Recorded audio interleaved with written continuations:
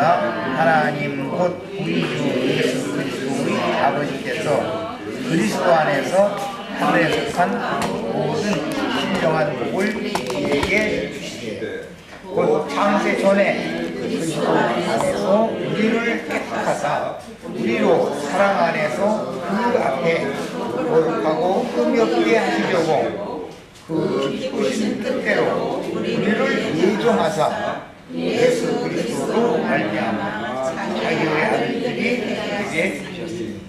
그가 사랑하시는 자에서 우리에게 거저주시는 바 그의 은혜의 영광을 찬송하게 하려 하시라. 우리가 언젠가 우리 에베소서를 형제님을 통해서 다 배웠죠. 근데 금방 읽었던 3절에서 6절까지가 하나님이 이 세상을 창조한 목적이 여기에 들어있어요. 네. 바로 뭐냐면 6절에 보면 은혜의 영광을 찬송하게 하려 하십니다고, 이게 이제 하나님의 우리 이 모든 피조 세계를 만든 목적이고, 그 피조 세계 속에서 하나님의 아들들, 그리스도 안에, 우리 5절에 배웠던 그리스도 안에 거하라고 말을 하셨죠.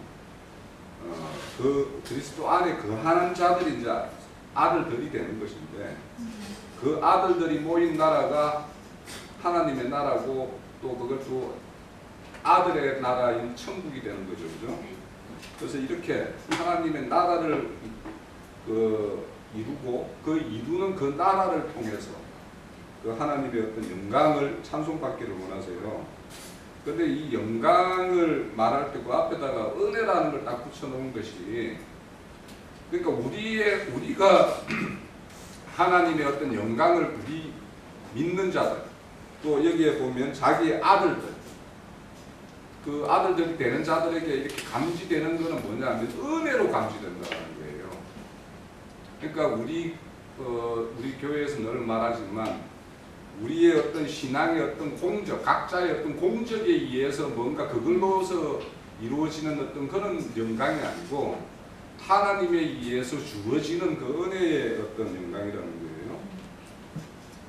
그럼 이 은혜의 영광의 어떤 나라가 바로 이 아들의 나라고, 그 아들의 나라에 대해서 하나님은 뭐라고 말씀하시냐면, 나는 그들의 하나님이 되고 그들은 나의 백성이 된다라고 이야기했어요. 구약에서는 다 백성이 된다라고 이야기를 했었고, 계시록 21장 7절에 가면 나는 그들의 하나님이 되고 그들은 나의 아들이 된다라고 이야기를 했어요. 그런데 그 아들이 되는 자가 어떤 특징을 가지고 있냐 하면은, 계시록 21장 6절에 보면 생명수 샘물을 마시는 자가 바로 아들이라는 거예요. 그러니까 우리가 교회에서 또 이런 주님을 이렇게 이루는 어떤 그런 말씀 공동체에서 다 하나님의 백성이고 아들이라고 생각지 않는 사람이 없어요. 다들 자기가 아들 됐다라고 이야기하지만, 그 영원한 어떤 생명수 샘물을 마시는 자인지 아닌지는 또 다른 문제예요. 자신들이 나는 아들이라고 한다고 해서 아들인 것이 아니라, 아버지가 공급해 주는 건 영원한 생명수 샘물을 마시는 자가 아들이라는 거예요. 그런데 이제 요즘 형제님 이제 말씀 전거 중에 오늘 주제 중에 남는 자라는 거 이야기 많이 하셨죠, 그렇죠?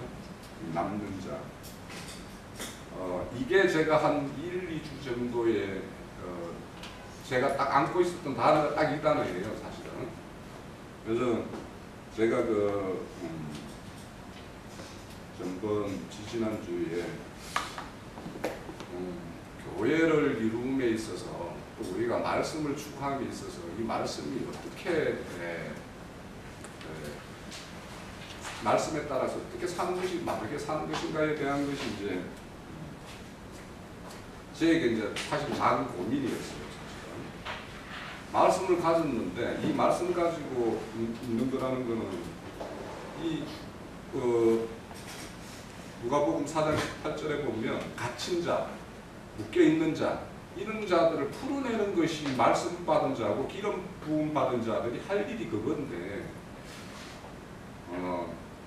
내가 여기에 계속 앉아 있으면서 뭔가 그런 사람들, 뭔가 갇힌 자들, 뭔가 이렇게 물려 있는 자들 이런 사람들을 만날 기회가 별로 없는데 그 자들을 찾아서 이렇게 나가는 것이 맞느냐?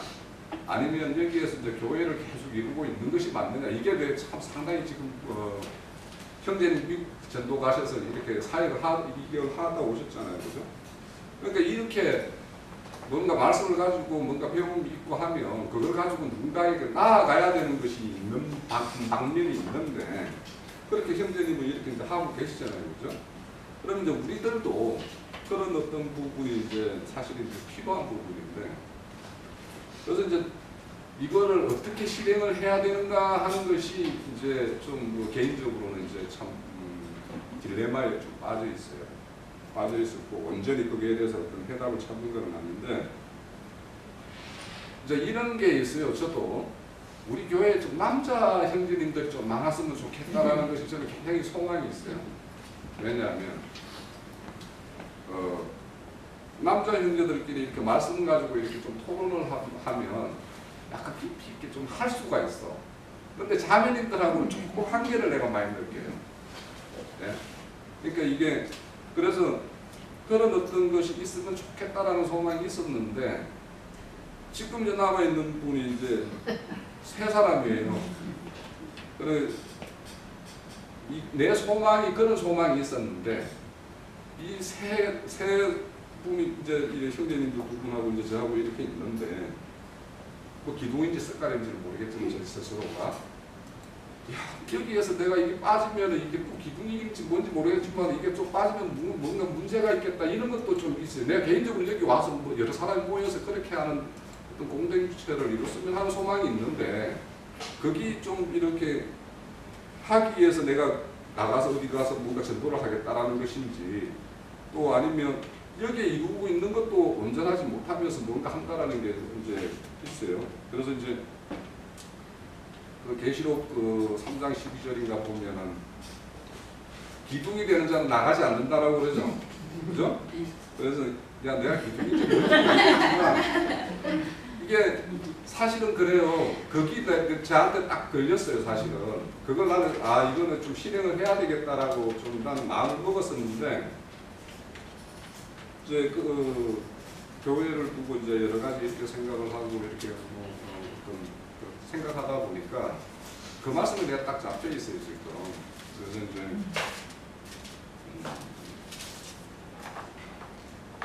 그래서 이 교회를 이루고 이제 그래서 이제 그거와 남는 자라는 게 있죠.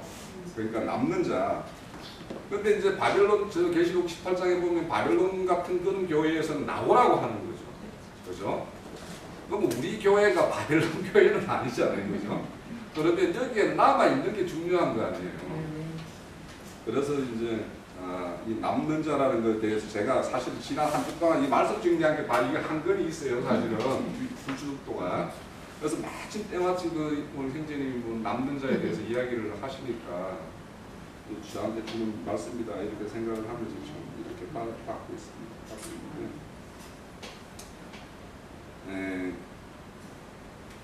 많이 떠나죠. 떠나는데 우리 말씀 중에 보면 민수기 14장 22절에서 23절에 가볼게요. 이스라엘 백성들이 하나님의 어떤 그런 근속으로 다 혈통적으로는 낮지만 하나님이 그 약속한 땅으로 들어가는 자는 참 적다라고 이야기를 했어요. 그래서 14장 22절에서 23절을 보면은요.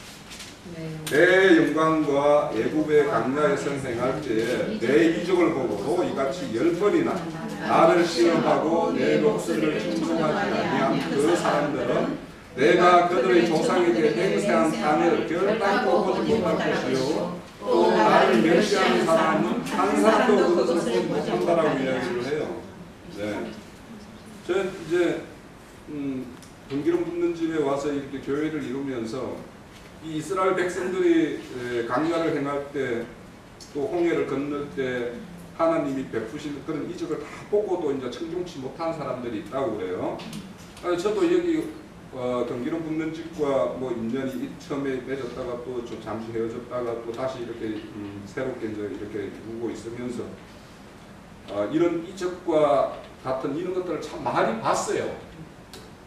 우리 교회를 통해서. 그리고 그런 어떤 말씀의 어떤 증거도 많이 들었고요. 그런데 이제 여기 보면 10번의 시험을 했다고 그래요. 근데 사실은 10번의 시험을 내가 찾아보진 않았지만 여기에 이제 간주에 보면 이 10번의 시험이라는 것은 뭐냐면 요수아가 그 가나안 땅을 정탐을 시킬 때 12명을 보냈죠. 그런데 갈렙과 요수아를 제외한 나머지 10명들은 뭐 그거 가면은 우리가 맞아 죽게 생겼다. 우리한테 그들은 뭐 거인이고 우리는 뭐 메뚜기 같다. 뭐 이런 식으로 이야기하는 사람이 10명이었죠. 그러면 거기 12명이 갔다가 와서 가나안 땅을 정탐하고 그걸 돌로 본 어떤 각자의 이야기를 다 한마디씩 했을 거 아닙니까? 그죠? 그러니까 10명이 뭐라고 했을 것 같아요? 지금 예수를 시험한 거죠. 그죠? 하나님을 시험했죠. 하나님 너희들의 약속의 땅은 내가 거기를 너희들을 줬고 너는 거기 가면은 내가 먼저 너희 앞서서 다 원수를 물리치고 해주겠다라고 이야기했는데도 지금 겁먹어가지고 지금 10명이 계속 우리는 가면은 그들의 밥이 될 것 같다. 하나님은 그들이 우리 밥이라고 그랬는데 10명은 우리가 밥이 될 거라고 이야기를 했어요. 그 12명의 이야기를 다 들었던 거죠. 그죠? 그런 것처럼 이제 하나님을 이렇게 시험하는 자. 그래서 제가 이제 이런 어떤 말씀들을 보고, 그러니까 이 약속의 땅이라고 하는 것들 중에서 이렇게 들어가지 못할 자들이 많다라고 이야기하는 것은 너무도 많죠. 우리 고린도전서에 보면은 다수를 하나님이 기뻐하시지 않고 하나님 기뻐하신 자는 소수다라고 이야기를 하죠. 그래서 이제 저도 아직까지 이제 뭐 형제님보다는 아직까지 젊고 이러니까 아직까지 뭔가 막 이렇게 혈기가 있어서 뭔가 이렇게 좀 활동을 해야 되는 거 아닌가 이런 것들이 이제 참 어찌 보면 시험일 수도 있고 어찌 보면 하나님이 나한테 그런 어떤 뭔가 소명이나 이런 걸로 이렇게 주어진 것일 수도 있는데 잘 해석이 안 돼요 지금. 그래서 이제 좀 사실 이제 그렇고요. 근데 이제 우리 아까 말씀 중에 보면은 이제 안식에 마태복음에 보면 다 안식에 들어가야 되는데 안식에 미치지 못할 자가 있다라고 이야기하는 것도 많죠, 그죠? 그래서 이제 참 사실은 그래요. 저는 여기에 있으면서 굉장히 이제 교회를 들고 있으면서 참 편안한 안식 가운데 있었어요, 사실은. 왜냐하면 말씀에 어떤 품성이 있고 또 제 개인적인 어떤 환경도 이렇게 말씀 추구하기에 참 좋은 환경이 이제 이렇게 안배되어 있어서 그런 것들이 참 많이 있었는데 이제 제가 사실은 사도행전을 형제님이 이제 저기 미국 전도 가셨을 때 저는 그 말씀 증거를 하기 위해서는 이제 마태복음 공부도 이렇게 쭉 따라서 말씀 순서 진도에 따라서 맞췄지만 사실 사도행전을 좀 깊게 봤어요. 그래서 역사서를 좀 많이 봤어요, 제가. 그러면서 이제 그 사도행전을 보면서 이제 이런 어떤 바울 사도가 행했던 이런 것들을 보면서 사실 내 안에 이제 도전감이 약간 생겼던 거예요. 그래서 이제 그런 어떤 책무나 이런 것들이 행할 바가 아닌가 이렇게 해서 이제 했었는데 그것이 이제 사실은 이제 지금 내가 교회에서 가지고 있는 이 안식이 그걸로 인해서 이제 그게 하나님의 뜻이 온전히 아니라면 그걸로 인해서 제가 이제 안식이 많이 떨어지겠죠. 그런데 이제 히브리서 4장 1절에 보면 안식에 들어갈 날짜가 남아있는 자도 있지만 너희들에게 혹 미치지 못할까 두렵다라고 하는 것이 나와요. 히브리서 4장 1절에. 그런데 이 미치지 못한다라는 말이 뜻에 가장 중요한 뜻이 뭐냐면 때가 늦을지 모르겠다 이런 뜻이 있어요. 그러니까 우리 열처녀 등 10천의 비유 보면은 5천여는 등과 기름을 다 준비했는데 나머지 5천여는 등만 준비했던 처녀들이 기름을 준비하고 갔다가 오니까 문이 닫혀서 못 들어갔죠. 그죠? 그래서 제가 이제 가장 지금 더 딜레마라고 생각하는 것이 이제 이런 거예요. 이런 미치지 못한다라는 이런 시간이라는, 지금 우리 형제님이 때와 시간을 자꾸 이야기하는데 각자에게도 때와 시간이 있어요. 그죠? 뭔가 일을 이렇게 할 수 있는 시기가 있고 이제 그 기력이 세해지면 어떤 그런 어떤 용기도 별로 없어지고. 그래서 이제 이렇게 미치지 못한다는 뜻에는 뭔가 분량적으로 부족하다는 뜻도 있지만 시간적으로 늦다라는 뜻이 중요한 게 있어요. 그래서 우리가 뭐 창세기 보면은 뭐 이렇게 때와 시기를 무시하는 사람들은 이 역사상에 하나님이 이렇게 평균적으로 펼쳐가는 그때 시간에 이런 모든 걸 다 쏙 빼버리는 거 아니에요? 그런데 이제 그런 어떤 이런 그 사도들이 우리에게 경고 주는 말씀 중에 보면 때를 굉장히 강조, 예수님도 그랬지만 사도들도 그 때에 따른 그런 것들을 많이 강조하신단 말이에요. 그래서 이제 이 때에 대한 이런 거에 대해서도 이제 사실은 이제 이게 그 때가 지금인가 아닌가 뭐 이런 것도 이제 좀 약간 시간이라는 개념에 이제 이렇게 생각하는 부분이 있고요. 또 이제 한편으로는 우리 저 마지막 그 계시록 7교회 중에서 마지막 교회 라오디아 교회를 보면 그들이 스스로 부유하다라고 이야기를 하죠. 그래서 이제 저도 스스로 이제 형제님 말씀을 받고 이렇게 하다 보니까 다른 어떤 데 어떤 말씀을 이렇게 받는다든지 다른 사람들하고 이렇게 이야기를 주고 받는다든지 어디 가서 토론을 한다든지 뭐 이렇게 하면 그들에게 내가 뭐 말씀이 완전히 만기가 되어 있어서 막 바로바로는 아니지만 저는 성경만 인터넷 성경만 있으면 바로 말씀 찾아가지고 딱 이렇게 대줄 수 있을 것 같기도 하고 이랬어요. 그래서 이제 그래서 한동안 이제 저도 이제 스스로 이제 이렇게 말씀이 우리가 이렇게 부유를 이루었으니까 이 부유를 이렇게 공급하고 나눠야 된다라는 이런 소원인 게 이제 한편에 이제 마음에 자리 잡고 있습니다. 그렇죠? 그런데 이제 이게 모르겠어요. 또 이게 내가 어떤 부유라고 하는 것들이 스스로 이렇게 부유하고 뭔가 한다라는 것이 라오디에 교회의 어떤 실상이 나한테 임해져서 이제 이런 생각이 좀 되어지는가. 그런데 이제 제가 한 가지는 하나님은 당신을 경외하는 자는 존중하는 자는 이렇게 그에 맞게 합당하게 대해주겠지만 하나님을 그 멸시하는 자에게는 그 멸시하는 대로 그게 응당하게 이제 해주겠다라는 것이 하나님의 말씀입니다. 그럼 내가 저 개인적으로 이렇게 지켜볼 때 하나님의 말씀을 내가 이렇게 뭐 멸시하고 뭐 이런 거냐, 그거는 아닌 것 같아요. 그래서 이제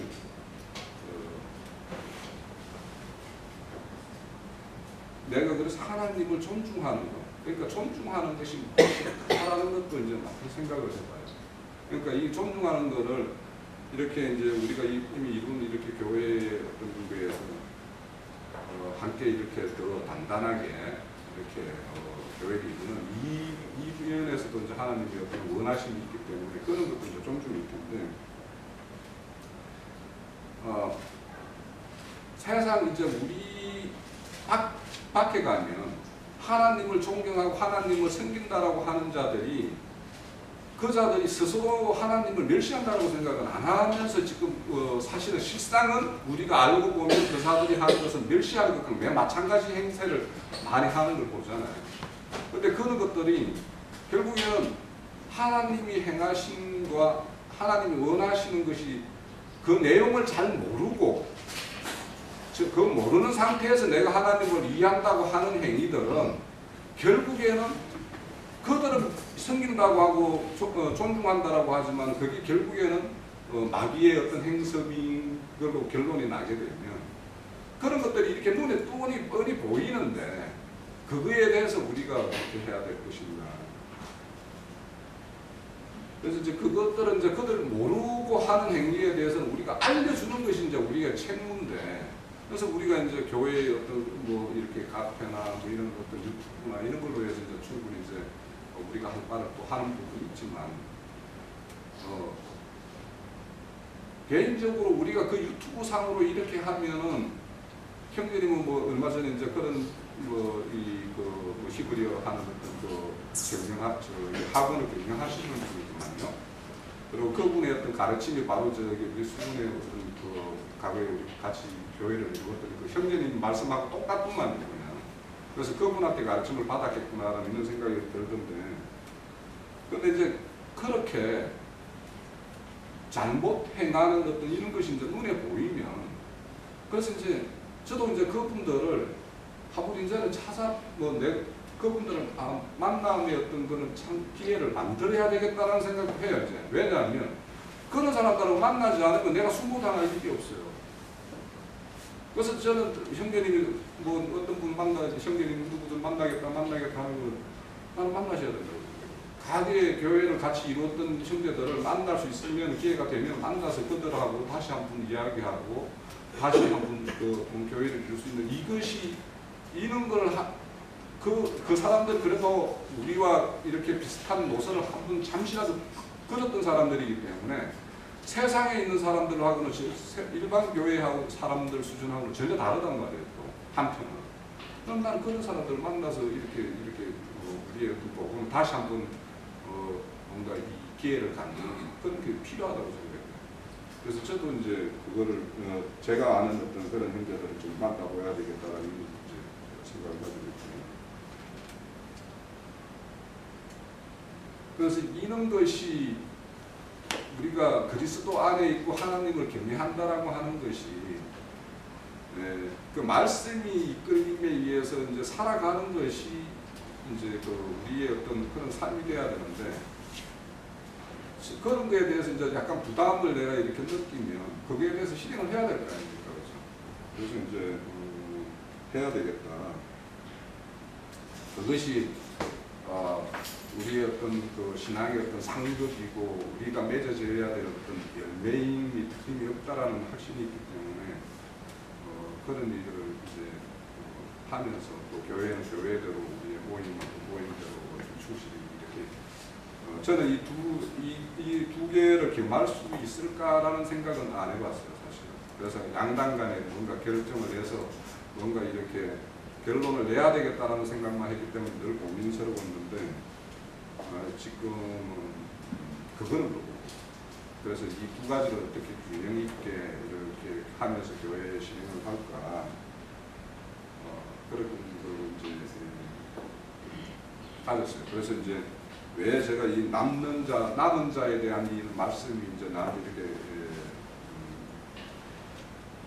지난 한두 주간 그런 말씀의 상고의 어떤 묵상의 대상이 됐고, 앞으로도 이 남는 자로서의 어떤 그 책무하고 또 말씀에 이끌려서 내가 이렇게 맡은 바 일을 해야 될 부분하고를 참 균형 있게 이렇게 해야 될 부분이 있다라는 그런 거에 대해서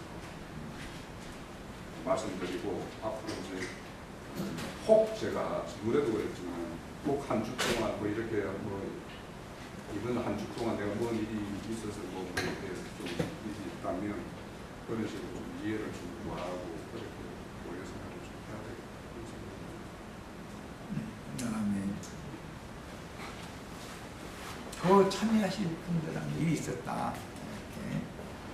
이렇게. 이게 사도행전에도 반복되고 있어요. 흔히 이제 세상교회는 사도행전 27장까지 돼 있는데 아직도 사도행전이 이어지고 있는 중이다. 그런데 그 말이 한면에서는 맞는 말이에요. 왜냐하면 전도사명이라는 것은 지상사명이라고 그러는데, 지상명령이라고 그러는데, 아직은 주님의 그 선하시고 기쁘신 뜻이 완성되어진 상태가 아니기 때문에 성경엔 사도들이라고 했지만 교계에서는 선교사들이라고 해서 이렇게 보냄을 받은 자들이라는 말이죠. 어떤 지역이나 어느 곳에 가서 보냄을 받아서 사역을 하는 사람들, 이제 요즘에 사도들이라고 하지 않고 요즘에는 이제 선교사들이라고 이렇게 표현하죠. 사도행전 마태복음 10장과 누가복음 10장인지 다 이해를 나 이미 알고 있으니까 사도행전에서만 보겠습니다. 우선 13장 1절에서 4절을 보겠습니다.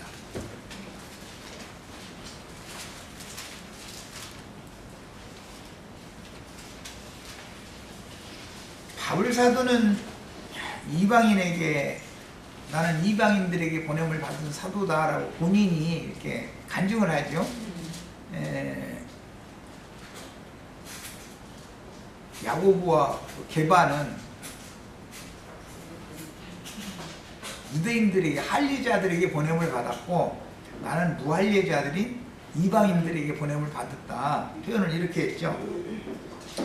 사도행전 13장 1절로 3절을 우선 읽습니다. 교회에 선지자들과 교사들이 있으니 이 안디옥 교회는 그 앞에 이제 11장부터 12장 이 내용을 쭉 읽어야 되는데 예루살렘에 박해가 일어난 이후에 예루살렘에 모여있던 집사님들이 사마리아로 또는 다른 여러 곳으로 흩어져 가지고 나가서 전도를 해서 세워진 교회가 시리아의 안디옥이었었죠. 거기까지 전도가 됐었던 때를 얘기한 것이에요. 그러니까 이제 앞에 그 배경을 이해를 하셔야 돼요. 그러니까 이 말은 이제 유대인들의 구속을 받은 유대인들이 예루살렘 교회를 이루고 있었지만 예루살렘 교회에서 이방에게로 복음이 확산되어져 나가는 과정 얘기다라는 걸 알 수가 있는 거예요.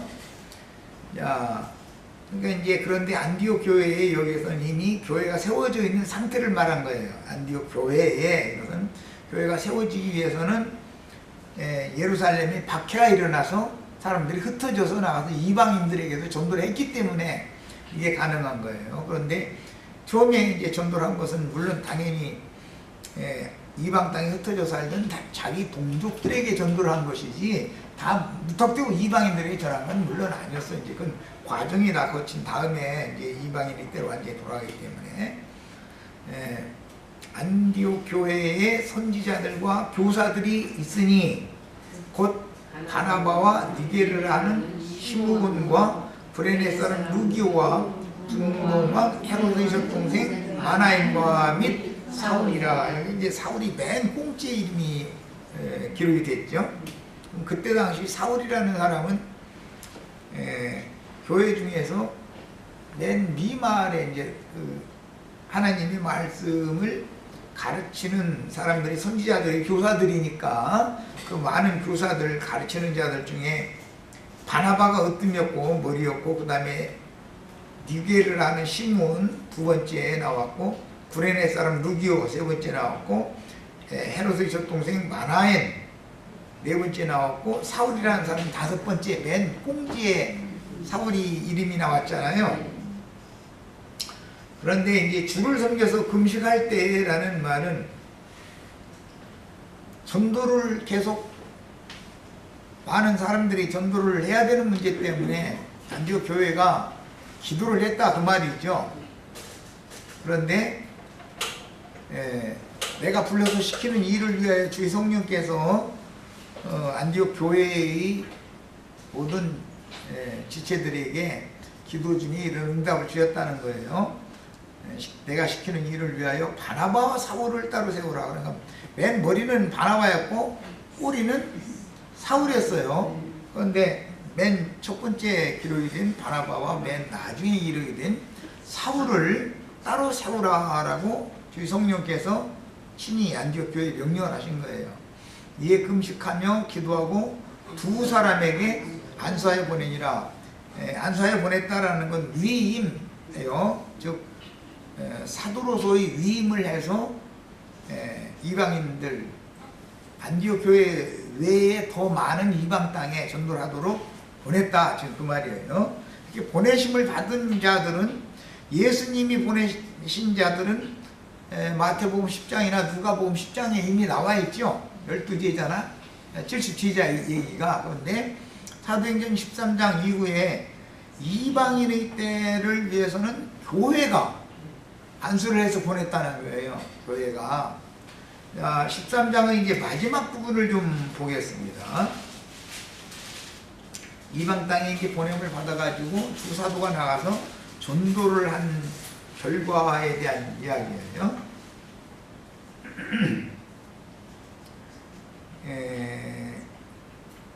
44절부터 봅니다. 그 다음 안식일에는 이방 땅에 유대인들이 사는 곳은 안식일날 모여서 말씀을 나누는 회당들이 다 있었기 때문에 바나바와 사울이 이방 땅에 살고 있는 자기 동족들이 모이고 있는 회당에 들어가서 전도를 하는 이야기예요. 지금 온 시민이 거의 다 하나님의 말씀을 듣고자 하여 모이니 유대인들이 그 무리를 보고 시기가 가득하여 바울이 말한 것을 반박하고 비방하거늘 바울과 바나바가, 여기서는 이제 이름이 바꿔 나오기 시작하죠. 바나바와 바울이었는데 이제부터는 바울의 이름이 앞에 나온다는 것은 주도적으로 두 사람 중에 전도의 말씀을 전하는 사람이 바울이 주도자가 됐다는 걸 알 수가 있는 거죠. 담대히 말하이르되 하나님의 말씀을 마땅히 먼저 너희에게 전할 것이로되, 이건 이방 땅에 흩어진 유대 동족들을 말하는 거예요. 야고보서나 히브리서는, 베드로서는 이런 사람들, 이방 땅에 흩어진 자기 동족들에게 보낸 편지죠. 야고보서는 12지파에게 편지하노니 이렇게 돼 있잖아요. 야고보서 1장 1절 다 보셨죠? 야고보서는 그게 흩어진 이방 땅에 흩어진 12지파에게 보낸 편지잖아요. 그런데 어떤 사람들이 무슨 12지파가 있느냐고, 지금 지파가 다 흩어져가지고 없어져 버렸다고 이런 얘기하는 사람들이 있죠. 그게 이제 영지주의자들이 악한 영이 역사에서 그런 건데, 예수님 당시에 이방 땅에 12지파가 흩어져서, 그 전에 이미 흩어져서 자리를 잡고 자유선을 퍼뜨려서 이방 땅에도 이스라엘 12지파가 각처에 살게 되었었는데, 전도를 위하여 사도들이 보냄을 받으면 부모 전체가 다 이방인들에게 전도를 하는 게 아니죠. 둘 중에 하나가 12지파 중의 어떤 지파의 후손들에게 전도를 먼저 하는 거예요. 그런 것을 염두에다 두셔야, 그 다음에는 완전히 헬라인에게도 이제 전도가 되죠. 그 다음 그냥 언제든지 단계가 갖춰지기 때문에 말씀드린 거예요. 하나님의 말씀을 마땅히 먼저 너희에게 전할 것이로되, 여기 너희에게라는 것은 흩어진 12지파들에게를 말하는 거예요. 회당 생활하는 사람들한테 말하는 거예요. 너희가 그것을 버리고 그것을 버리고라는 것은 말씀을 버리고 영생을 얻기 합당하지 않은 자로 자처하기로 우리가 이방인에게로 향하노라. 여기에서 이제 이방인에게로 향하는 것은 완전히 헬라인에게로 가는 얘기잖아요. 이게 이스라엘 12지파가 먼저는 이방 땅에 흩어져 살던 자기 동족들에게 가서 전도를 한 거예요. 이제 주로는 이제 모계가 히브리인이면 뭐 이건 확실하게 히브리인이고, 부계가 히브리인이면 좀 불확실하다고 했다는 거죠. 그래도 그 부모 중에 어떤 계보가, 왜냐하면 이방 땅에 살다 보니까 이방인과 혼인을 해서 사는 수가 많이 있으니까, 그래서 다 그때 자기 동족으로 받아들였다라는 거예요. 그런데 이방인에게로 이제 향하노라라고 말하는 것은 흩어진 나그네된 12지파를 이제 완전히 떠날 때가 됐다라는 말이에요. 내가 너를 이방의 빛으로 삼아 너로 땅 끝까지 구원하게 하리라 하셨느니라 하니 이방인들이 듣고 기뻐했다. 여기에서는 동족인 이방인이라기보다는 이제부터는 순수한 헬라인들도 말씀을 받아들이기 시작한다라는 완전한 시대의 전환이 온다는 걸 여기서 알 수가 있는 거예요. 그 다음에 하나님의 말씀을 찬송하며, 이 하나님의 말씀은 사도들이 전한 믿음의 말씀, 구원의 말씀인 것이지 율법자나 서기관들이 전하는 의무는 율법 말씀이 아니죠. 영생을 주시기로 작정된 자는 다 믿더라 그랬는데, 작정됐다라는 말은 서열상, 순서상 원래는 순수한 혈통의 히브리인들에게만, 그 다음에는 이방 땅에 흩어진 동족들, 그 다음에는 완전히 이방인들에게로 이렇게 순서가 정해지는 것을 여기 작정이라고 표현을 한 거예요. 다 믿더라. 그러니까 이제는 완전한 이방인도 구원을 얻는 때가 정해졌고, 완전한 이방인들이 복음을 받아들이도록 순서가 먼저는 유대인에게, 그 다음에는 이방 땅에 흩어진 이스라엘 12지파, 그것은 어떤 계보 중에 한 계보만이라도 12지파에 속한 그런 사람들에게, 그 다음에는 완전히 이방인들에게 지금 이렇게 단계적으로 복음이 전파되는 내용을 말씀한 거예요. 그래서 주의 말씀이 그 지방에 두루 퍼졌다 이렇게 해서 이제는 이방 땅에도 전도가 완전히 되기 시작한 그 과정을 여기 말씀을 했어요. 그래서 저 끝절까지 보면은 그 회당에 모인 자들이 대부분 다 그게 유대인의 전통과 관례를 지키던 자들인데, 그 사람들이 두 사도를 이렇게 배척을 하니까 두 사도가 발에 먼지를 떨어버리고 이방을 향해서 간다라고 그래서 떠나면서 50절 51절 봅니다.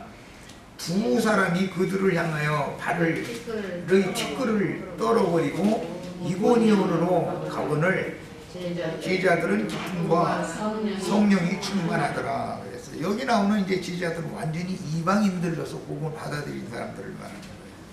이게 이제 전도가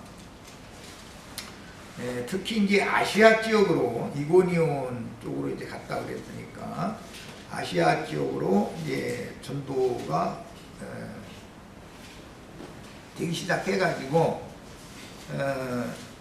사도행전 이제 14장에는 그 소아시아 지역에 전도하는 얘기가 쭉 나오고 15장으로 갑니다. 15장 1절에서 3절을 한번 보겠습니다. 어떤 사람들이 유대로부터 내려와서, 여기 내려와서라는 건 소아시아 지역의 사도들이나 전도를 한 그 지역에 내려옴을 말한 거예요. 형제들을 가르치되 너희가 모세의 법대로 할례를 받지 아니하면 능히 구원을 받지 못하리라 하니, 바울 및 바나바와 그들 사이에 적지 아니한 다툼과 변론이 일어나니라. 형제들이 이 문제에 대하여 바울과 바나바 및 그 중에 몇 사람을 예루살렘에 있는 사도와 장로들에게로 보내기로 작정하니라 그랬어요. 그러니까 아시아 지역에 가서 전도를 한 그 결과에 대해서 그때 당시까지는 아직도 예루살렘 교회가 그만큼 권위가 있었다는 것이죠. 예루살렘 교회로 가서 이방 땅에서 이방인들이 말씀을 받아들인 것에 대해서 가서 보고를 하고 그 합당한 지침을 가지고 내려오는 이제 그 말씀이 나오는데, 거기에서 이제 많은 변론이 있은 다음에 베드로가 이방인들에게 하나님께서 그렇게 역사를 하셨으면 하나님이 이제는 이방인들을 구원하는 것이 확실한데, 그것이 다 가보면 은혜로 되는 문제인데, 우리 유대인들의 전통이나 관례대로 이방인들이 주의 말씀 받는 것에 대해서 거부하면 안 된다라는 뜻으로 이제 그 확정적인 증거를 했죠, 예루살렘 교회에서. 자, 이렇게 이방 땅에도 이제 전도가 돼서 오늘날 이제 우리에게까지 모든 말씀이 왔는데, 제일 중요한 것은 안디옥 교회에서 사도들을 파송했으면 사도들이 다음에 이제 2차, 3차 전도 여행을 또 하니까 1차 전도 여행만 하는 게 아니고 2차로 3차로 갈 때는 지중해 건너 이제 소아시아에서 지중해 건너 마케도니아 지역으로 이렇게 전도 여행을 하고 다시 돌아오고 이렇게를 반복했죠. 그런데 그 2차, 3차 전도 여행에서는 예루살렘에 가서 보고를 하고 하는 것이 없어져 버렸어요. 없고 어디로 가냐면 안디옥으로 가는 거예요. 바울 사도는 안디옥에서 파송을 했으니까 당연히 안디옥으로 가서 보고를 해야 되는 거예요. 맞은 거예요. 그렇게 해야 되는 것이. 자, 이런 것처럼 이제 그러면은 예루살렘 교회 시대는 이제 끝났다는 것이죠. 바울 사도가 예루살렘에 있는 사도들한테 가서 뭘 상을 요구하는 것을 하지 않게 되면 이제는 완전히 이방이 되고 갔다라는 것을 확증하는 얘기단 말이에요. 성경이라는 것들 그 전체적인 배경과 흐름이 이래요. 그래서 우리는 이방인의 때 끝에 지금 신앙생활을 하고 있는데 이제 이런 문제를 홍영재가 지금 이제 그 고민을 하고 있는 문제를 이제 여기에 이제 접목을 시켜서 한번 생각을 해보겠습니다.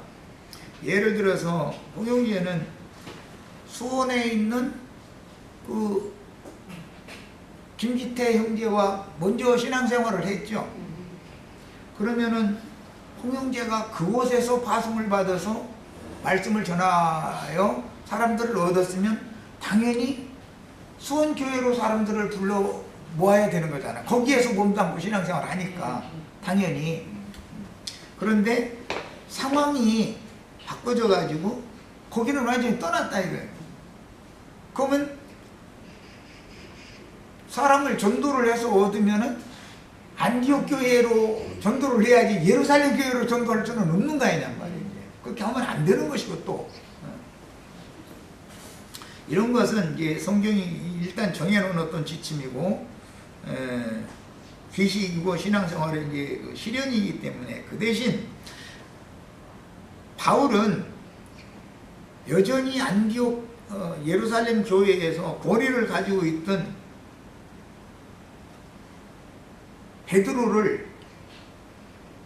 베드로가 바울이 전한 이방 지역에 와서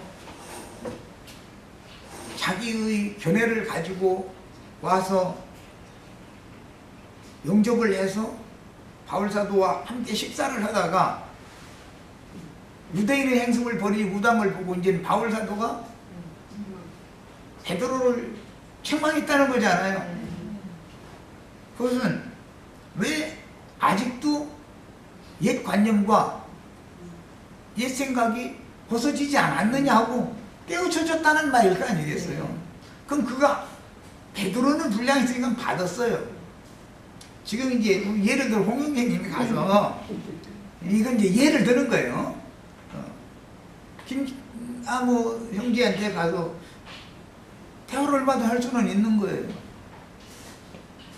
형제가 이렇게 이런 사고를 가지고 있고 이런 신앙을 가지고 있는데 그거는 진리와는 맞지 않잖냐. 이런 것이 이게 확실한 진리가 이것이 더 진리지 않냐고 제시를 하면 베드로처럼 받아들여줘야 되는데 안 받아들여주면 이제는 원수가 되는 거죠. 문제는 가서 전할 수는 있는 거예요. 또 전해야 되는 것이고 한 번 더 기회를 줘야 되는 거니까 항상 무턱대고 딱 그냥 선을 딱 그어버리고 이렇게 해서는 안 되는 거죠. 우리가 아직은 육신을 입고 있고 이 생에 살고 있으니까 아직은 은혜의 때고 구원을 얻을 만한 때에 아직은 살고 있는 중이기 때문에 지혜롭게 접근을 해서 가서 대화를 해야 되는 거예요. 당연히 제일 중요한 것은 상대방이 받아주느냐, 베드로와 같이 받아주느냐. 그 자리에서는 아, 형제의 말이 옳다 이렇게 했다고 되지가 않아요. 그래도 속으로는 바울 사도가 나보다 훨씬 더 영의 세계에 관한 것은 더 깊이 높이 넓게 보는구나 라는 걸 속으로는 세상 말로 뜨끔하게 받았기 때문에 나중에 그 서신서에서 하는 말을 들어보면 바울 사도는 굉장히 깊은 걸 우리보다 깊은 걸 알고 있는 사람이다 그랬잖아요. 그런 걸 보면은 베드로라는 사람은 굉장히 정직한 사람이고 주님 앞에서 신실한 사람이라는 걸 알 수가 있는데 다 이렇다면 얼마나 좋겠어요. 한 번 더 기회를 주는 것은 너무 당연한 거예요. 기회를 한 번 더 줘야 되는 거예요. 하나님이 하시는 일이니까. 이제 제일 중요한 것은 상대방이 이것을 어떻게 수용을 할 것이냐의 여부에 관한 문제. 이것은 이제 둘 중에 하나가 이제는 갈라질 거니까 이제 이런 것은 다 미리 이제 기쁨을 생각을 해보고 서울의 김기태 교회하고는 나는 지난번에 이제 그런 얘기가 나와서 내가 직접 가서 이제 설득을 좀 해보겠다 해서 이제 사실은 그 카페를 억지로 찾아가가지고 가입을 하고 정혜원이 아니면은 거기다 글을 쓸 수 없게 해놨길래 등업을 좀 시켜달라고 그랬더니 하루 있다가 보니까 정중히 거절한다고 그래서 할 수 없이 도로 탈퇴한 거예요. 거기 뭐 가입만 해놓고 나서 글도 쓸 수도 없고 뭐 접근을 할 수 없으면 아 나는 받아들여주는 것이 어려운가 보다. 그래서 내 지금 이제 많은 고심을 하고 있어요. 홍영재나 뭐 다른 형제들은 아마 박영재나 길영재나 이런 분들은 그 접근을 하면은 받아줄 가능이 있죠. 나하고는 달리. 그러니까 이제 그거는 접근을 해볼 필요는 있어요. 왜냐하면 큰 원칙은 어떤 일이 있다 해서 한 번에 딱 끝내는 게 아니고 항상 한 번의 기회를 더 주는 것이 하나님이 하시는 일이니까 기회를 더 줘도 끝내 배척하면 이제는 발에 먼지를 딱 떨어버리고 이제는 이것으로 끝이다. 나도 더 이상 좋게 아니면 그럼 대화라도 해보자 이렇게 나와야 되는데 그걸 강력하게 대적하고 세방하고 이렇게 나와버리면은 그 접근을 해서 사실은 기회를 더 주고자 하는 뜻으로 선한 뜻으로 하는 것이지만 그것이 상대방은 받아들여지지 않는다면 이게 어려운 문제가 된다는 거예요. 예. 아마 이런 것을 이제는 결정을 때가 돼서 형제님한테 그런 마음을 넣어주시는가 되도록이면 사람을 얻어오고 이렇게 설득할 수 있고 교제가 다시 회복이 되고 이러면 뭐 더없이 좋죠. 그러면 진보를 할 수가 있으니까. 그런데 중요한 것은 거기에 속해 있는 몇몇 어떤 지체들을 얻으면 얻었지 말씀을 가르치는 사람을 직접 설득해서 얻어온다는 건 쉽지 않습니다. 사람이 이 인간이라는 거는 내가 이것은 잘못 가르쳤구나라는 것을 깨달아도 그걸 시인을 잘 하기가 어려운 거예요. 사람이라는 거. 자기 그 자존심이 무너지는 문제니까. 그래서 이제 이런 여러 가지의 그 인생사이기 때문에 변수가 있다는 것도 좀 생각을 해야 되겠습니다. 네, 여기까지입니다.